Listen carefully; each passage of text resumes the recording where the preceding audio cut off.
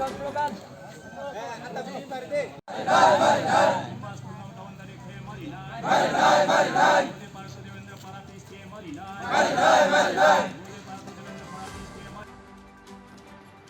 রাস্তা সারাইয়ের দাবিতে পথ অবরোধ এলাকাবাসীর।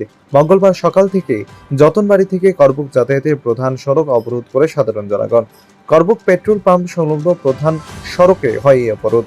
অবরোধকারীদের অভিযোগ, করবুক নবজয়পাড়া থেকে সেম্বুয়া চেলাগাং পর্যন্ত দীর্ঘ 6 কিলোমিটার রাস্তার অবস্থা বেহাল। 2014 সালে শেষবার রাস্তাটি সংস্কার কাজ হয়েছিল, তো কয়েক বছর যেতে না যেতে রাস্তাটি পুরোপুরি আবারও ভেঙে চুরমার হয়ে যায়। দিন দিন এতটা ভয়াবহ রূপ ধারণ করছে যে এই রাস্তা দিয়ে চলাচলের অবস্থা আর নেই।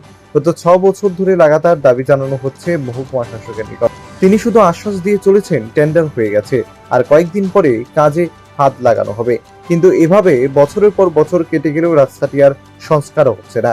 নজর নেই সরকারেরও, তাই রাস্তাটির দ্রুত সংস্কারের জন্য দাবি তুলেছে অবরোধকারীরা।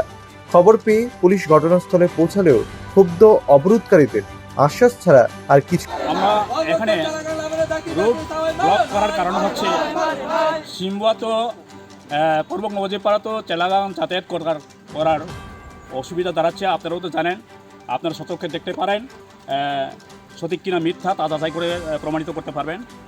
তারপরে আমাদের যে ডেলিভারি করতে হলেও আমরা রাস্তাঘাটে আমরা ডেলিভারি করতে হয়।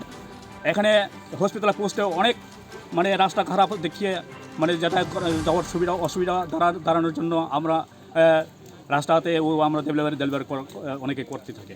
তারপরে আমরা অসুস্থ হলে আমরা হসপিটালে পৌঁছতে পারি নাই। কারণ হচ্ছে আমাদের এই রাস্তা খারাপ জন্য, সেই জন্য আমরা রুট ব্লক করি। সরকার আমাদের এখানে আমাদের সামনে এখানে এসডিএম আছে, এসডিএম অফিস আছে। এখন আমাদের সিম্বুয়া এলাকাতে পপুলেশন হচ্ছে প্রায় 3000-4000 মতন লোক পপুলেশন আছে। এখানে সরকার এখানে নজরে রাখেনি, সেই কারণে আমরা রুট ব্লক করতে থাকি। কারণ হচ্ছে এখানে সবাই তো যাতায়াত করতে হয় এই রাস্তা দিয়ে, চলাফেরা করার মতন অসুবিধা। স্কুলে যেতে হোক, মাস্টাররাও তো টিচাররা তো টাইমের মতন বুঝতে পারেনি, সেই কারণে আমরা রুট ব্লক করি। তারপরে আমাদের এই রাস্তাটা সমস্যা হচ্ছে প্রায় 3-5-6 বছর মতন হচ্ছে, 9-10 বছর মতন হচ্ছে। কোনো রকম মেনটেনেন্স করা হয়নি? না, হয়নি। একমাত্র ইচ্ছালিং করা হচ্ছে, ইচ্ছালিং তো এইটা কোনো ঠিকমতো করা হয়নি। এখানে অন্যদের পাড়াতে।